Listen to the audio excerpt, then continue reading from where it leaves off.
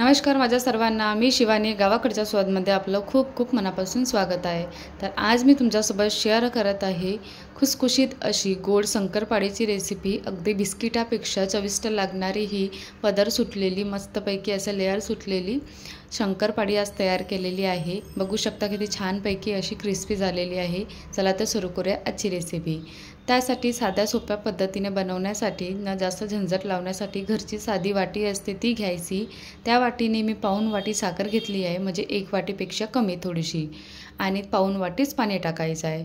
तुम्हाला जास्त गोड आवडत असेल ना तर त्या वेळेस तुम्ही 1 कप म्हणजे 1 वाटी साखरसुद्धा घेऊ शकता आणि त्याच हिशोबाने 1 वाटी पाणी टाकायचं. साखर आपल्याला फक्त मेल्ट होईल इतपतच आपल्याला पाक तयार करून घ्यायचा आहे. नंतर गॅस बंद करून थंड करून घ्यायचा आहे. नंतर एका कोपऱ्यामध्ये आपल्याला चाळणी ठेवायची आणि त्यामध्ये 3 वाटी मी मैदा घेतलेला आहे. मैदा हा अर्धा किलोच्या जवळपास आहे. त्याला चाळून घ्यायचं छानपैकी. नंतर त्यामध्ये अगदी थोडंसं मीठ टाकायचं आणि त्याला मिक्स करून घ्यायचं आहे. नंतर गरम केलेलं तूप घ्यायचं अर्धा वाटी. ज्या वाटीने आपण सुरुवातीला साखर वगैरे मैदा वगैरे जे काही घेतलं आहे ना त्याच वाटीने सर्व आपल्याला इन्ग्रेडियंट म्हणजे साहित्य घ्यायचे आहे.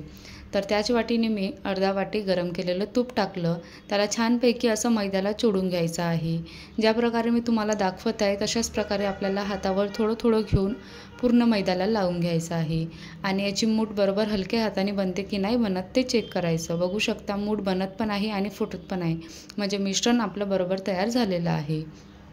तर यामध्ये जो थंड झालेला पाक आहे साखरेचा तो थोडा थोडा करून टाकायचा. बिलकुल एकसाथ वगैरे टाकायचा नाही, नाहीतर ते थोडं लूज झालं तर शंकरपाळी बरोबर होणार नाही आणि विरघळल्यासारखी होईल मग. तर नंतर काय करायचं की थोडं थोडं करून टाकायचं. फक्त आपल्याला बाइंड करायचं आहे हा डो. बिलकुल असा सॉफ्ट वगैरे असं बिलकुल काही करायचं नाही आहे. फक्त एकसारखा होईल बा इतपत आपल्याला याला म्हणजे तयार करून घ्यायचं आहे. तर मी असं थोडं थोडं करून टाकलं आणि बघू शकता आता ऑलमोस्ट हा डो तयार होतच आहे. तर याला मी आणखी एकदा मळून घेते आणि नंतर याला 5 मिनटं रेस्ट करायसाठी ठेवून देते. तर अशाच प्रकारे आपल्याला टाईट डो तयार करायचा आहे, फक्त इतपतच. तर याला मी आता झाकून ठेवते 5 मिनटाच्या जवळपास, जेणेकरून पूर्ण साखरेचा पाक छानपैकी मैद्यामध्ये मुरून जाईल. नंतर बघू शकता उरलेल्या पाकामधला हा थोडासा 2 चम्मचच्या जवळपास उरलेला होता, त्याला मी साईडला ठेवून दिलं. त्याचं काही आता काम नाही आहे. आता बघू शकता छानपैकी 5 मिनटानंतर हा डो आणखी टाईट झालेला आहे. तर सपोज तुम्हाला एकदा आणखी मळताना त्रास होत असेल तर जो उरलेला पाक आहे तो टाकायचा, नाहीतर मग एखाद्या चम्मचच्या जवळपास दूध टाकायचं, पण बिलकुल पाणी वगैरे नाही टाकायचं. आणि याला मळून घ्यायचं, म्हणजे जेणेकरून आपल्याला लाटता बरोबर येईल. नंतर त्यामधला मी एक मोठा आकाराचा गोळा घ्यायचा आणि त्याला अशा प्रकारे रफली त्याची अशी पोळी तयार करायची आहे. आणि नंतर याला लाटून घ्यायचं आहे. लाटताना खूप असं जास्त काही जाड किंवा पातळ खूप असं नाही करायचं. ज्यावेळेस तुम्हाला मी दाखवतेच लाटल्यानंतर की किती आपल्याला जाड पाहिजे इतपत. त्याला छानपैकी असं लाटून घ्यायचं. लाटल्यानंतर आपल्याला काय करायचं आहे, लेयर्स येण्यासाठी अशा प्रकारे फोल्ड करून घ्यायचं आहे. तर दोन्ही साईडने फोल्ड करून झाल्यानंतर ज्या प्रकारे दाखवलं आहे तशाच पद्धतीने आपल्याला फोल्ड करून घ्यायचं आहे आणि याला आणखी छानपैकी असं एकसारखं लाटून घ्यायचं आहे.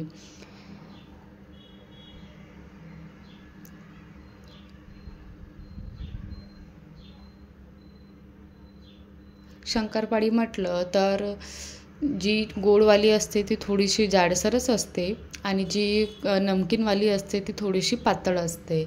तर यामध्ये आपल्याला ही हलकीशी जाडसरच ठेवायची आहे. एकसारखी लाटल्यानंतर बघू शकता इतक्या प्रमाणामध्ये मी याला जाडसर ठेवलेलं आहे. नंतर जे साईडचे कॉर्नर्स आहे ना, एजेस आहेत त्याला कट करून घ्यायचं आणि आपल्याला स्क्वेअर शेपमध्ये आपल्याला तयार करून घ्यायचं आहे. तयार केल्यानंतर तुम्ही चाकूच्या सहाय्याने किंवा जे पिझ्झा कटर असते त्याच्याने किंवा आणखी तुमच्याकडे कट करण्यासाठी असेल एखादी वस्तू वगैरे तर त्याच्याने कट करून घ्यायचं आहे. म्हणजे शंकरपाळी कट करण्यासाठी पण चम्मच असते तो गोलवाला, त्याच्याने करू शकता. आणखी मी तुम्हाला एक दाखवते, माझ्या मुलाने मला आणून दिलं ते वस्तू. तर अशा प्रकारे मी सर्व एकसारखे कट करून घेतले अगोदर पिझ्झा कटरने आणि नंतर त्याने मला ही शंकरपाळी कट करण्याचं साहित्य आणून दिलं. काय म्हणते मला याला माहिती नाही, फक्त शंकरपाळी कटर असं म्हणते इतकं माहिती आहे. तर अशा प्रकारे यांनीसुद्धा मी करून बघितलं त्याच्यासाठी. आणि याला करायला म्हणजे एकसाथ पूर्णपणे कट करून होऊन जाते, पण तेच थोडेसे चिपकतात. पण छान दिसते बघायला वगैरे, एक नवीन डिझाईन तयार झाल्यासारखी वाटते शंकरपाळीमध्ये. तर अशा प्रकारे मी सर्व शंकरपाळे कट करून घेतले आणि नंतर आपल्याला याला तेलामध्ये फ्राय करून घ्यायचं आहे. फ्राय करताना एक न टाकता म्हणजे हातावर उडते, तर या चमच्यामध्ये टाकायचं आणि नंतरच तेलामध्ये सोडायचं. सोडल्यानंतर लगेचच याला बिलकुल चमच्याने ढवळायचं वगैरे नाही, जोपर्यंत अशा प्रकारे वरती येत नाही. शंकरपाळी थोडीशी फुलली की वर येते, तेव्हाच आपल्याला चमच्याने याला हलवायचं आहे. आता सुरुवातीला जेव्हा तेलाचं टेम्परेचर हे आपल्याला मीडियम फ्लेमवर गरम केलेल्या तेलामध्ये तळायचं आहे. खूप जास्त असं धुवाधार झालेल्या तेलामध्ये बिलकुल फ्राय करायचं नाही, नाहीतर आतमधनं कच्चे राहतील.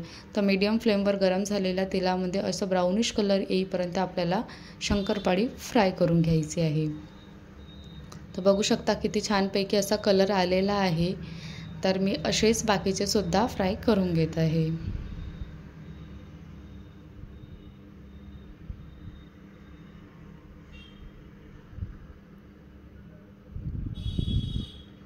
किती छान पदर सुटलेला आहे. मस्त एक लेअर तयार झालेली आहे हर एक शंकरपाळीवर, तुम्ही बघू शकता. अशाच प्रकारे आपल्याला बिस्किटापेक्षाही अगदी मस्त क्रंची लागतात खायला. ना जास्त गोड ना जास्त फिके, अगदी इतक्या प्रमाणामध्ये, ज्या प्रमाणामध्ये मी साखरेचं मेजरमेंट घेतलं ना, त्या प्रमाणामध्ये आमच्याकडे इतक्याच प्रमाणामध्ये गोड खातात.